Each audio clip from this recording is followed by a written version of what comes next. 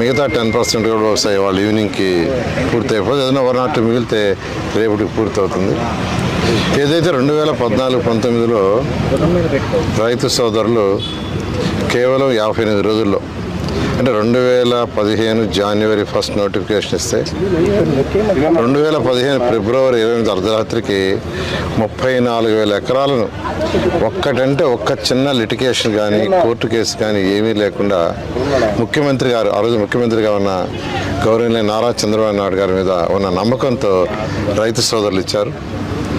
ముఖ్యమంత్రి గారు ఇక్కడ ఒక ఇంటర్నేషనల్ క్యాపిటల్ సిటీ కట్టాలని, ప్రపంచంలో ఉన్న టాప్ 5 ఒకటి కావాలని ఆ రోజు దిశానిర్దేశిస్తే దాని ప్రకారం యాక్చువల్గా ఆ రోజు సింగపూర్ గవర్నమెంట్తో ముఖ్యమంత్రి గారు మాట్లాడటం, వాళ్ళ దగ్గర యాక్చువల్గా లేఅవుట్ డిజైన్ చేయించారు.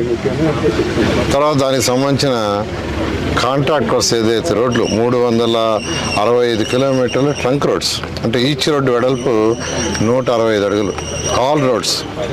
అదేవిధంగా లేఅవుట్లు రోడ్లు 1500 కిలోమీటర్లు. అది కూడా ఈ రోడ్లు ఇవన్నీ కూడా ఎనీ కేబుల్ అండర్ గ్రౌండ్ ఉండాలా, ఎవ్రీథింగ్ అండర్ గ్రౌండ్ ఉండేటట్టుగా యాక్చువల్గా డిజైన్ చేయమని ఆదేశిస్తే ఆ విధంగా డిజైన్ చేసి టెండర్లు పిలవటం జరిగింది. 41,000 కోట్లకి వర్క్స్ టేకప్ చేసాం.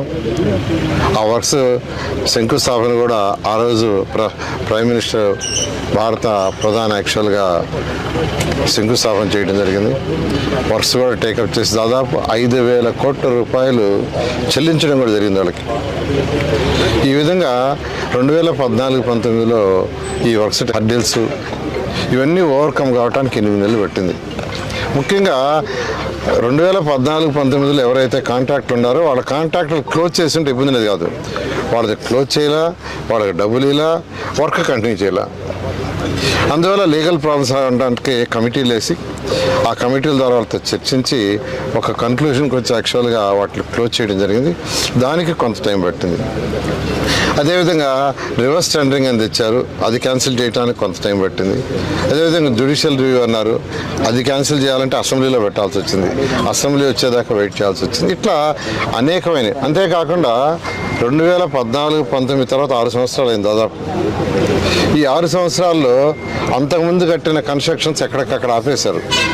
వాటి స్ట్రెంత్ ఏంది, అవి వర్క్ కంటిన్యూ చేయొచ్చా, లేదంటే ఏం చేయాలి, దానికోసం IIT చెన్నై, IIT హైదరాబాద్ వాళ్ళిద్దరికి యాక్చువల్గా ఇచ్చాం.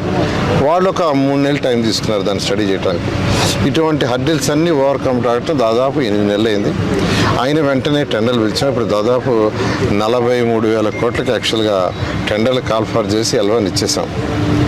ఆ వర్క్స్ అన్నిటి యాక్చువల్గా రేపు 2వ తేదీ భారత ప్రధాని గారు రావటం, వారి చేతుల మీదే పునఃప్రారంభం, అమరావతి రాజధాని పునఃప్రారంభం చేయడం జరుగుతుంది.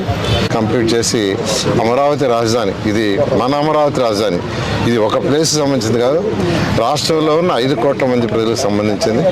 ఇది లైక్, షేర్, సబ్స్క్రైబ్. మరిన్ని వీడియోల కోసం గంట సింబల్ ని క్లిక్ చేయండి. Thanks for watching this video.